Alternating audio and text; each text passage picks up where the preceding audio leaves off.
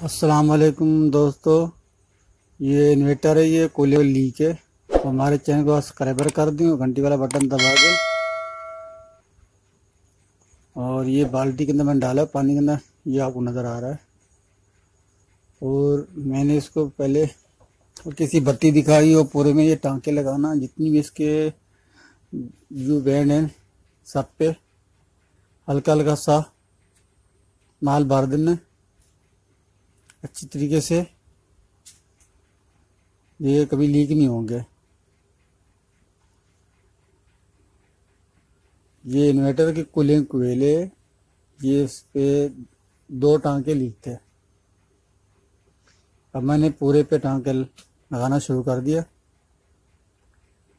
ये अच्छी तरीके से टांके लगाएंगे कि दोबारा लीक भी नहीं होगा।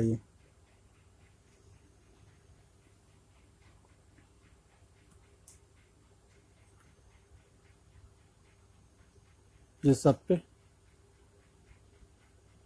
ज़्यादा बत्ती नहीं दिखाना, हल्की हल्की बत्ती लगाओगे तो टांके सही लगेंगे।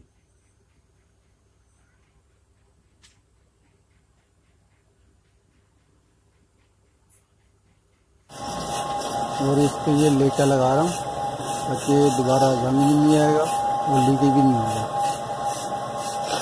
दोनों तरफ से अच्छी तरीके से लेकर लगा दें। 2 बार लेकर लगाना, एक दफ़ा लगा दें और 10-15 मिनट के बाद दोबारा लगा दें।